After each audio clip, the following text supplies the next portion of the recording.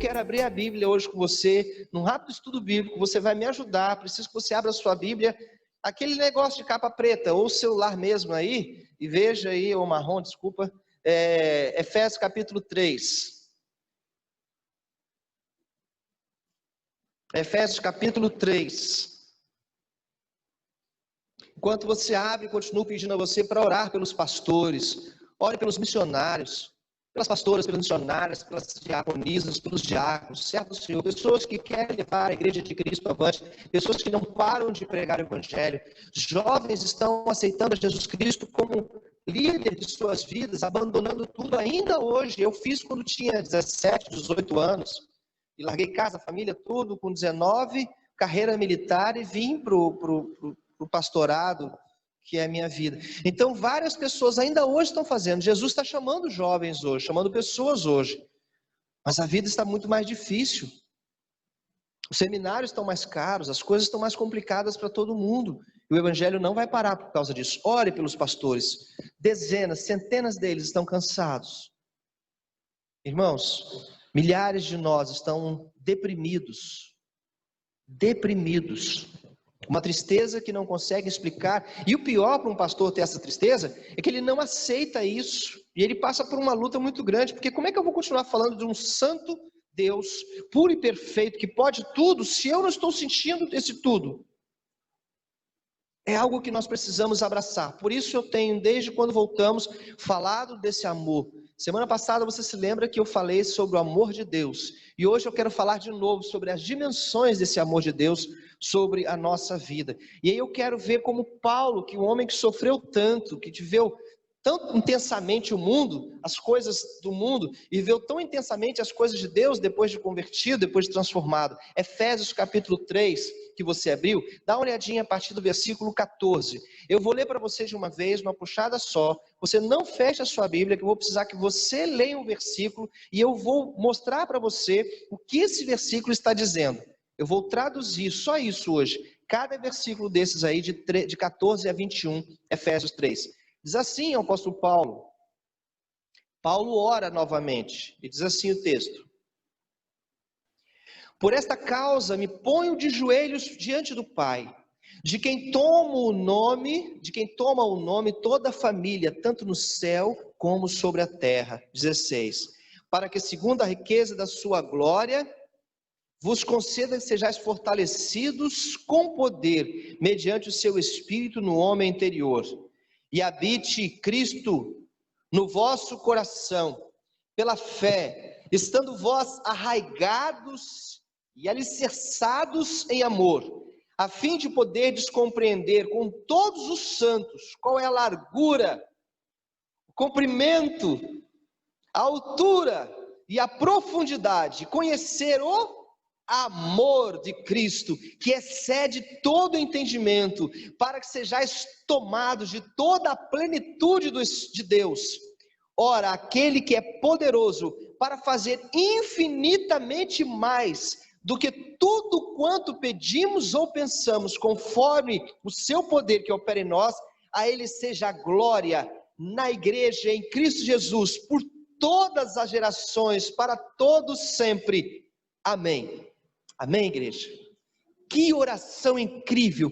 E eu quero que você veja riquezas detalhadas desta oração. É só isso que vamos fazer no estudo bíblico de hoje. Dá uma olhadinha a partir do versículo 14.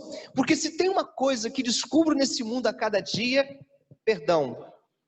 quero falar isso para você antes, é que o amor que nós conhecemos diverge muito do que é amor falado por Deus, vivido por Deus em nossas vidas. Eu disse semana passada, nunca nenhum homem vai te amar, mulher, como Deus te ama. Jamais, eu disse para os jovens e adolescentes, jamais uma garota vai te amar, meu jovem rapaz, como Jesus. É impossível, porque o amor de Deus, o amor de Jesus por nós, o amor por você e por mim, nós não merecemos, é gigantesco. E eu quero contar duas coisas para vocês terríveis de falta de amor. A falta do amor humano, e a falta do amor de Deus. Ao vir para cá esta manhã, Mais uma vez, vi o João deitado debaixo da marquise. João estava dormindo e não quis acordar. Para quem não sabe, é o morador de rua que de alguma forma eu tenho acompanhado mais de perto. Mora debaixo do prédio do meu filho, dos meus filhos. Mas parei o meu carro e, ao invés de fugir aqui perto, descendo o viaduto do Maria da Graça para cá, eu preferi ir direto até a pessoa. Ela ia me abordar de qualquer forma. E vi um homem, tinha um homem parado, em pé, esperando parar o carro para falar alguma coisa. E como não tinha mais nenhum carro no seu meu, eu falei, bom, onde quer que eu pare, ele vai vir até mim, então eu vou até ele. Eu fui com o carro direto até ele, com a janela aberta, e falei, bom dia. Ele, que bom que o senhor parou, e começou a história dele. Saí do presídio, aquela coisa toda, eu preciso ir para minha família, que é sempre longe, preciso de dinheiro para isso. Mostrou algumas moedas, falei, rapaz, você está quase mais do que eu aí, mas ele não acredita, porque eles não acreditam que ele está sem dinheiro. Dá raiva que eles não acreditam que ele está sem dinheiro. E aí eu comecei a conversar com ele, saí do presídio, eu falei, que presídio? Benfica, não sei o que lá. Eu falei, e abrir a porta, você não vai? É só assim que trataram você? Assim, somos tratados como animais. E sua família mora onde? Mora em São Gonçalo. Eu falei, olha, por incrível que pareça, nesse momento eu não tenho condições financeiras para te ajudar, não tenho aqui o que eu possa te dar. Aí ele sentou, aí vem o drama, sentou, não, mas eu posso na porta, assim, perto. Eu falei, mas olha só, o presídio não tem um sistema de assistente social que pode te indicar, você não conhece um sistema de...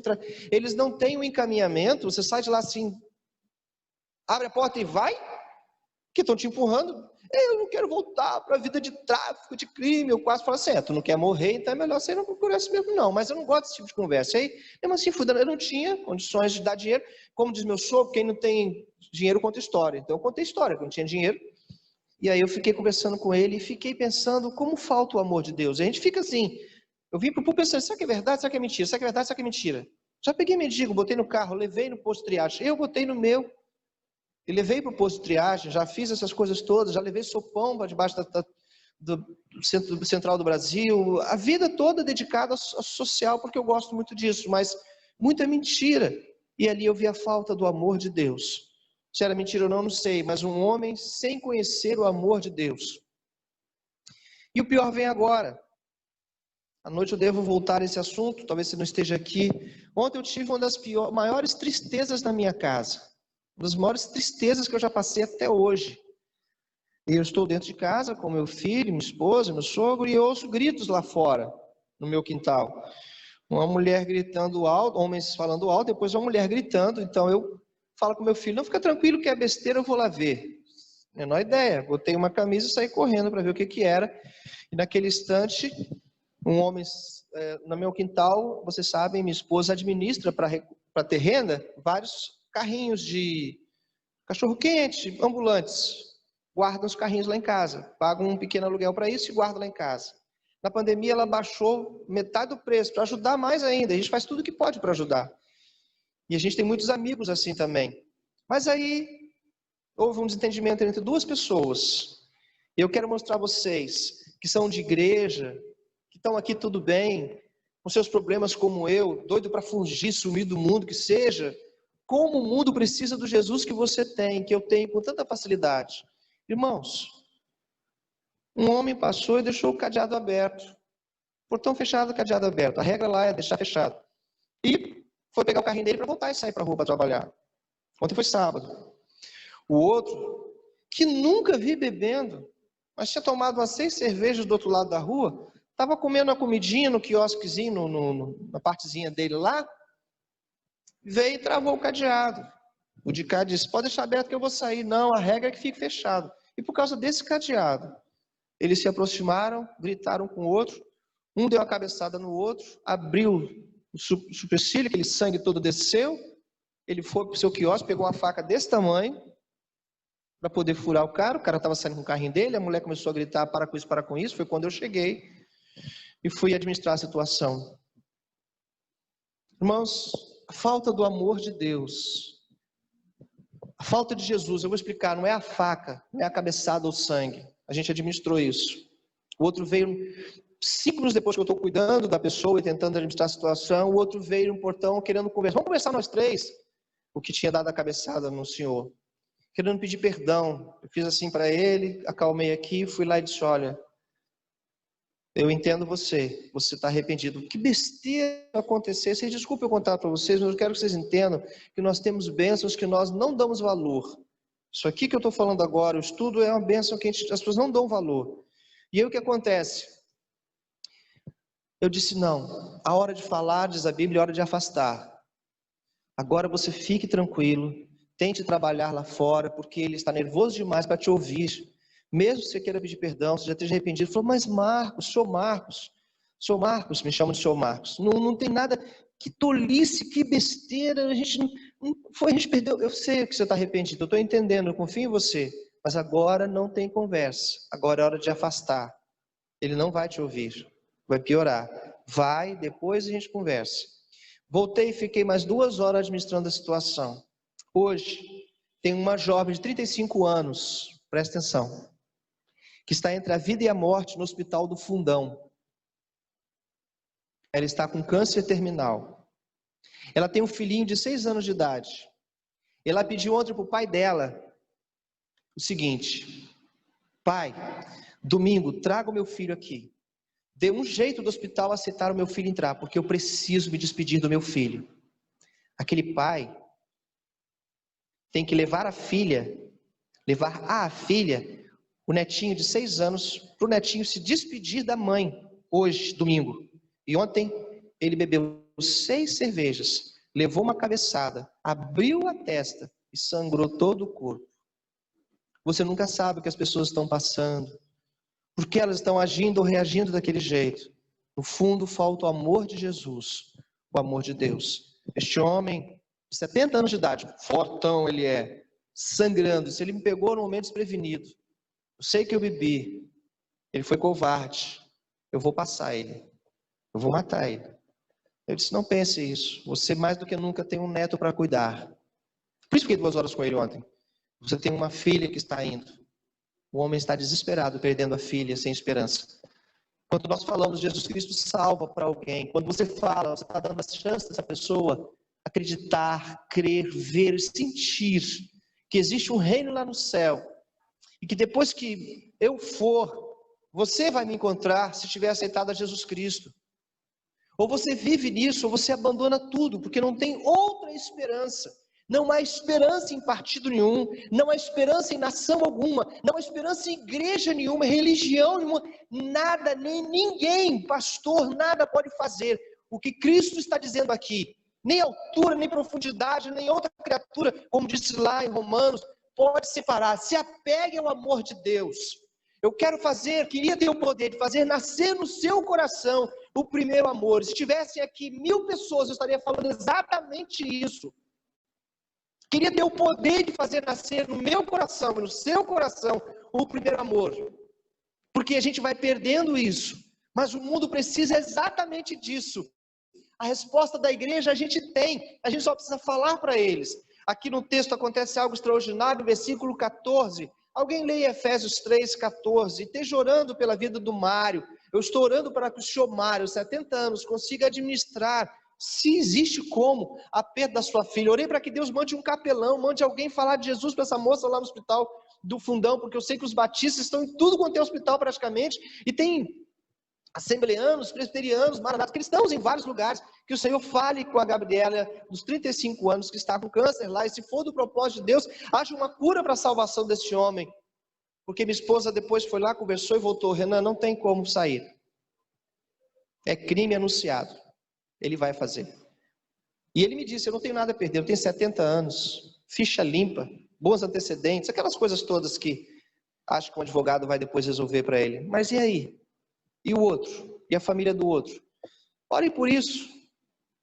É a minha história, faz parte da minha vida semanal. Na igreja aqui é uma coisa, mas lá fora tem minha vida. Mas ore pelo senhor Mário, para que Deus coloque paz no coração daquele homem. Diz assim: quem faz, não acredita nisso não. Acredita no poder do Espírito Santo para controlar aquele homem. Eu vou fazer tudo o que eu puder. Mas a coisa é séria. Falta o amor.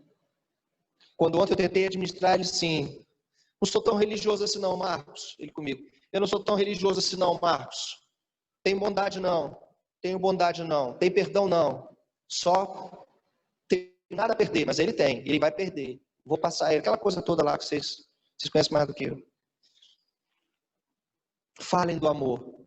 Aprendam agora para falar. Primeiro versículo 14 diz assim: por esta causa, olha que coisa impressionante, me ponho de joelhos diante do Pai. Quem está em casa, acompanha aí Efésios capítulo 3, eu vou versículo por versículo, tá, Edvânia? Eu vou no versículo 14 agora, tá? Você que está acompanhando de casa aí, quem está em casa, irmão Olávio, versículo 14, Efésios capítulo 3. Pode acompanhar a sua Bíblia aí, tá, querido? Estou com vocês aí. Diz assim: por esta causa me ponho de joelhos diante do Pai. Primeira coisa a destacar aqui, simples isso aí, não tem nada diferente, né? Está falando que pelos cristãos, por tudo está acontecendo, ele vai se colocar de qual a posição?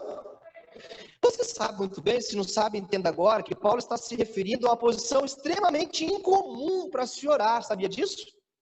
Como geralmente os judeus oravam? De pé, clamando ao Pai, geralmente inclusive em posição assim, de consagração. Não era comum para eles nessa situação, e para os judeus, para o judaísmo, o cristianismo vai trazer essa visão, como você não tem um rei para você olhar, você se ajoelha, e o que ele está falando? Eu me ajoelho diante da soberania de Deus. Ele está indicando para eles um grau de profundidade e sinceridade naquilo que está falando. Ele está com uma posição de humilhação diante do rei. Ele começa a oração dizendo: eu vou mostrar a vocês, com a minha atitude, para quem eu estou falando, por quem eu estou falando, por vocês, e como eu estou intercedendo. Vocês precisam dessa intimidade com o Pai. Me coloco numa posição incomum, e agora olha só onde ele está, vai acompanhando, para orar com vocês. Eu estou agora de joelhos, ao invés de estar de pé. E aí o versículo 15, alguém lê para mim, por favor?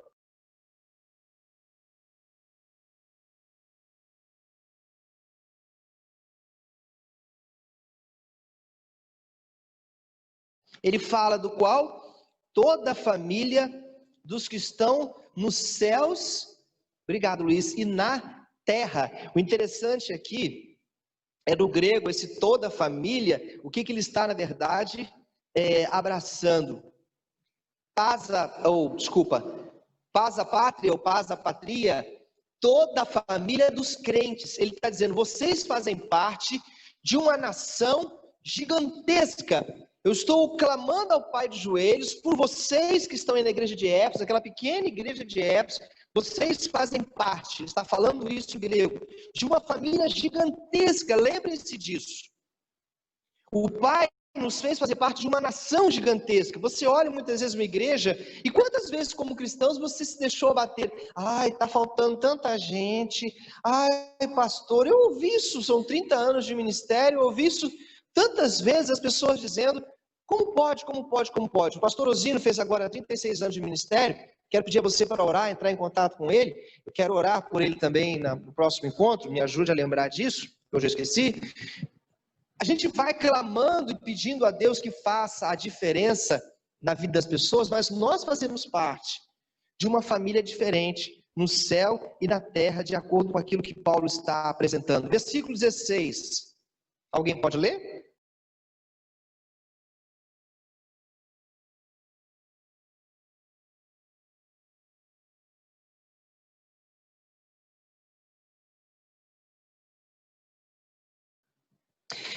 Sabe onde é que Paulo está quando escreve isso aqui? Ele tinha uma casa de praia que ficava mais ou menos ali entre Sepetiba, eu esqueci o nome. Paulo estava na prisão, ele estava aprisionado, encarcerado, quando diz para eles, o que ele está querendo fazer é dar o testemunho de como um crente reage a uma prisão. Ele se coloca de joelhos, diz ele, eu me coloco de joelhos, e agora eu vou orar a Deus. Uma família que não dá para contar, dos que estão já nos céus e do que estão aqui na terra. Vou clamar por vocês, e a primeira coisa que ele pede, vos conceda que sejais fortalecidos. Ele preso, pede fortaleza para os crentes internamente com o poder do Espírito Santo. Ele sabia que a igreja olha altos e baixos, que todo mundo olha altos e baixos. Eu quero que vocês sejam fortalecidos, porque se vocês não forem, você vai olhar, meu pastor está preso, o próximo sou eu, e agora acabou o evangelho, não dá mais para continuar. E ele está dando exemplo, dizendo, não é assim que funciona. Nós temos frente. E o versículo 17, ele vai mais profundo ainda. Raquel, olha para mim o 17, o que diz aí?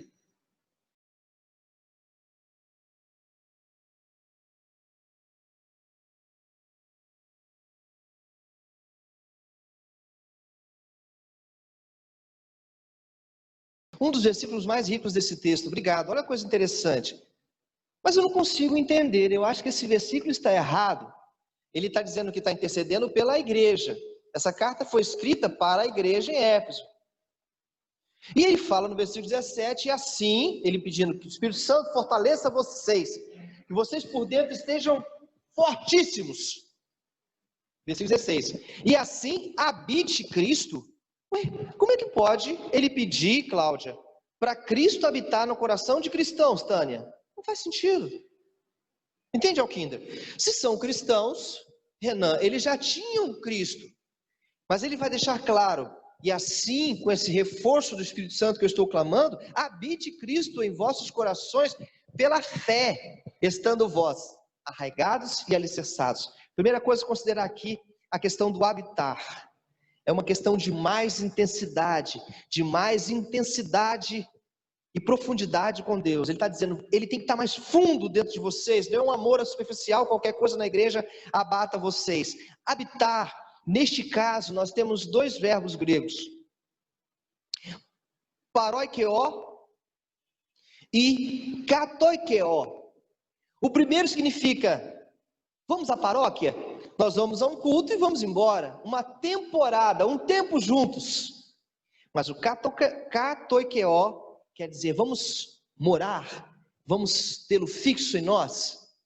Ou seja, uma coisa é você passar pelo Espírito Santo, outra coisa é você viver no Espírito Santo. Uma coisa é o Espírito Santo falar, interceder e ir embora, outra coisa é o Espírito Santo ter casa em você. O que Deus está procurando, o que Paulo está dizendo, olha, ele precisa viver em vocês, eu vou dizer de que forma ele tem que viver em vocês. Porque onde Cristo habita, ele reina, e ele deve viver em vocês arraigados e fundados em amor. Arraigados e fundados. De onde vem a palavra arraigados? Me dá um radical para isso aí, me dá uma base para isso aí. Arraigados, lembra o quê? Arraigados, raiz. Ele está falando como uma árvore que é fincada no chão, e do chão tira tudo o que precisa. Vocês, eu preso, estou dizendo, igreja, não desistam. Eu preso, estou de joelhos, dizendo assim, ele é o rei, merece joelhos. Eu preso, estou dizendo, a família é muito maior do que vocês estão vendo. Está todos os versículos anteriores que eu já falei. Eu preso, estou dizendo, enfia os pés nele, tira dele a seiva, tira dele tudo que vocês precisam, sai tudo que uma árvore arranca da terra, arranque do Espírito Santo, porque ele está aí para alimentar vocês. Eu não vou aguentar, não vai dar para mim. Clama o Espírito Santo que você vai aguentar e vai dar para você. E ele diz, alicerce, como diz o irmão, alicerçado. É uma construção. Uma coisa frustrante é uma construção. Oh, coisa difícil. Lembro claramente quando fui construir um prédio para a primeira igreja onde eu era pastor, e nós gastamos aí milhares de reais. 10, 20, 30, 50, 100. E não vimos sequer um parafuso, uma madeira, uma porca, um ferro. Tudo debaixo da terra. Com sapatas que aguentassem o prédio que viria para cima. Com sapatas, pensava eu com 26, 27 anos de idade, 28, que se viesse um pastor lá mais doido que eu e saísse fazendo puxadinha em cima da igreja, aquilo não cairia nas pessoas no futuro. Então mandei subdimensionar as sapatas, se fazemos sapatas maiores do que os 3 andares calculados, para 5, 6, caso alguém resolva fazer um puxadinho lá em cima, eu estaria com a minha consciência tranquila, que deixei a base para quem viesse precavidamente depois. Você está me entendendo? E ele está dizendo, invista a sua relação em Deus, de uma forma que você tenha raízes com o Senhor, de uma forma que você tenha um fundamento bem preparado. Versículo 18, a fim de poderes compreender. Só quem está agarrado a Jesus consegue entender. Compreender Com todos os santos, qual é a largura? Olha que coisa deliciosa, gente. Profundidade, a largura, o comprimento, a altura e a profundidade, a fim de poder descompreender. Com todos os santos, qual é a largura, o comprimento, a altura e a profundidade do amor de Cristo. Conhecer, por isso que eu falei no início, o tema seria dimensões do amor de Jesus, né? Dimensões do amor de Cristo por você. Conhecer as dimensões do amor de Cristo, que deve habitar em nós para todos sempre. E aí eu vou te falar sobre esse amor. Olha que coisa interessante que aconteceu. Primeira palavra que ele diz, a largura, não é? Então a gente está medindo o amor de Deus, tá, gente? Vamos medir o amor de Deus agora. Agora vai dar para a gente saber o amor dele, tá, Valéria? Entendeu? Vamos medir isso aí. Certo, Tidinha? Primeira coisa, largura. Largo para alcançar, Maria Miranda, toda a humanidade. O amor de Deus tem que ser tão largo, ou ele é tão largo, que alcance toda a humanidade. Qual a largura do santuário? Perguntaram um dia para mim. Tenho a menor ideia, nunca me disse isso aqui de ponta a ponta. Qual a largura do amor de Deus? Largo o suficiente para alcançar, Tânia, todo mundo. Próxima palavra é qual que ele fala? Comprimento, não é isso? Comprimento. Qual o comprimento do amor de Deus? Comprimento suficiente para durar toda a eternidade. Para você medir o comprimento, você faz numa linha reta, não é isso? Daqui até lá. Ele tem que ser cumprido o suficiente, o amor dele é cumprido o suficiente para durar toda a eternidade, cumprido e não para mais. Depois ele fala da altura, o amor de Deus. Não, desculpa. Largura, altura, profundidade. Altura. Alto o suficiente. Vou inverter. Profundo para alcançar o pecador. O amor de Deus é profundo, ou seja, vai nos lugares onde ninguém quer ir para alcançar. Em nome de Jesus, vá no coração do Mário agora, Senhor. Controla aquele homem, Senhor, a sua dor e o seu sofrimento.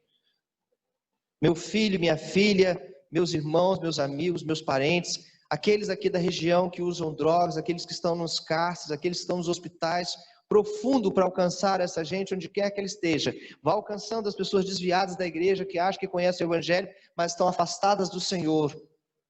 Profundo para alcançar o seu parente. O amor dele é profundo para ir onde quer que seja. E altura.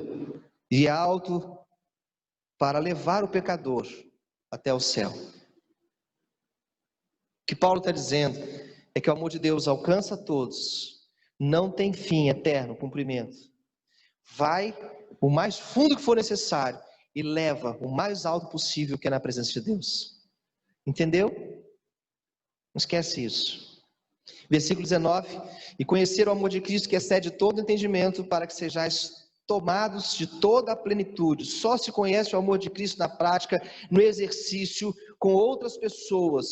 O amor de Deus é tão maior do que o nosso, que é tão limitado, que poderíamos durar gerações praticando o amor e não tê-lo totalmente compreendido. De alguma forma eu quero dizer para você o que é o amor de Deus. Vou dar um exemplo muito caseiro. Faz de conta que você ganhou uma caixa de bombons, aqueles bombons sortidos. Caixa de bombom. Adoro. Ganhou uma caixa de bombom. E aí você pegou um bombom e abriu bem devagar e degustou aquele chocolate, derreteu, não como certas pessoas que abrem um em cima do outro, come tudo, não sabe nem o gosto que tem, mas pegou e degustou, já fiz muito isso, e pegou aquele bombom e foi saboreando, disse, nossa, que bombom gostoso, você comeu, e aí você fala, nossa, essa caixa só tem bombom gostoso, mas você não experimentou os outros, tem coisa muito mais gostosa ali. Para quem gosta de crocante, tem bombom que é chocolate com crocante. Para quem gosta de massinha doce, tem bombom com chocolate e massinha doce por dentro. Para quem gosta de chocolate branco, tem bombom com chocolate branco. E tem bombom com chocolate preto. Tem bombom com castanha. Tem bombom com uva passas. Tem bombom com banana que eu gosto. Tem banana, ou tem bombom de vários tipos. O amor de Deus é como se hoje tudo que vocês conhecem fosse o bombom que vocês experimentaram. Mas a caixa que Deus tem para vocês, ela é tão infinitamente mais gostosa que a gente nunca vai entender completamente o quanto Ele nos ama. Tenta ensinar isso para uma pessoa em depressão. Conhece alguém triste? Usa o exemplo da caixa de bombom e fala com a pessoa essa semana. Quero dar um exemplo do que Deus tem para você. Tudo que você experimentou de gostoso nessa vida, que deixava você feliz? Ah, eu gostava quando eu tinha tantos anos, eu gostava quando eu comia isso, eu gostava quando você assim. Vai lembrando a pessoa. E diga, quero dar um exemplo. Tudo que você conheceu de bom é um bombom só de uma caixa inteira. Leva uma caixa de presente à pessoa. O que Deus está te oferecendo através de mim é essa caixa inteira aqui. São sabores que você nem conhece na alma. Quer aceitar Jesus? Termina só com a pergunta e vai embora. Deixa Deus falar. Ok? Curso de evangelismo pessoal. Pastor, dá um curso de evangelismo. Quando me pede isso, eu quase tenho um troço. Porque tem que nascer na gente. Você tem a obrigação de sentir uma coisa tão forte dentro de você, que você não consegue ficar sem falar desse Jesus. Isso é curso de evangelismo. E ele vai fazer uma grande honraria a Deus, o qual é aquele que é poderoso para fazer. Cláudio, você lê para a gente esse versículo 20 aí, por favor?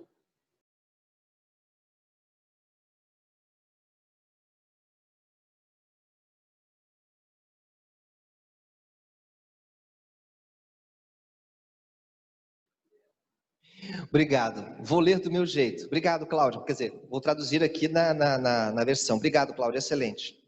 Ele está dizendo assim, que aquele que é o quê? Para fazer infinitamente mais. Lembra? Não, não precisa tocar não. Lembra essa música? Conhece não? Do que tudo que pensamos, infinitamente mais. Do que tudo que pedimos, infinitamente mais. Não conhece a música? Ah, vou ensaiar, vou cantar para vocês. Bom, o que diz aqui é o seguinte. Primeiro, ele é poderoso. Segundo, poderoso para fazer tudo. Terceiro, ouve os nossos pedidos. Quarto, sabe o que pensamos. Quinto, opera na pessoa, indivíduo e na igreja coletiva. Tudo isso num versículo só. Conhecer, ele é poderoso infinitamente. O que nós pedimos e nós pensamos, conforme o poder dele que opera em nós, indivíduo e nós na igreja. Ele termina exaltando a Deus. Versículo 21, vamos ler todos juntos, cada um na sua versão? A Ele seja a glória na igreja, em Cristo Jesus, por todas as gerações, para todos sempre. Amém. Exaltação a Deus, porque tudo vem de Deus e tudo deve ir a Ele. Na igreja, comunidade, na igreja pessoa, todas as gerações, nós hoje também, para todos sempre, hoje e eternamente. Paulo termina a oração da igreja de Éfeso, orando pela igreja batista Jardim em Auma. Ele está na cadeia, de joelhos, orando por todas as gerações, para todos sempre. Tudo o que eu falei é para vocês hoje. Tudo que foi falado foi para a gente. Não era só para a igreja de Éfeso, você entende? Que Deus te abençoe. Que nos dias difíceis, em que você talvez perca alguém que era a base da sua vida, que nos dias difíceis que talvez você presencie uma situação terrível, constrangedora, que nos dias de incerteza, onde muitas mentiras são faladas para que a verdade seja abafada, fake news, que você se lembre que Jesus te ama, uma largura incontável, uma profundidade que te resgata, uma altura que te leva, um comprimento que não tem fim. Que você conheça cada dia mais as dimensões do amor de Deus, para nunca deixar de ser cristão, seja em qual igreja que você estiver. Senhor meu Deus, esta é minha oração. Obrigado pelo privilégio inexplicável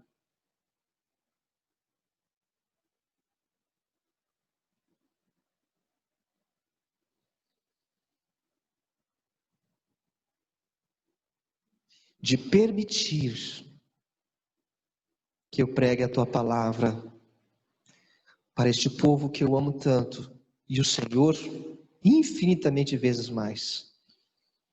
Obrigado pelo bombom que nos deu e pelos outros que a gente também está podendo gostar de conhecer. Obrigado por tudo. Quero que todos se salvem, que nenhuma das minhas ovelhas se percam. Em nome de Jesus, amém.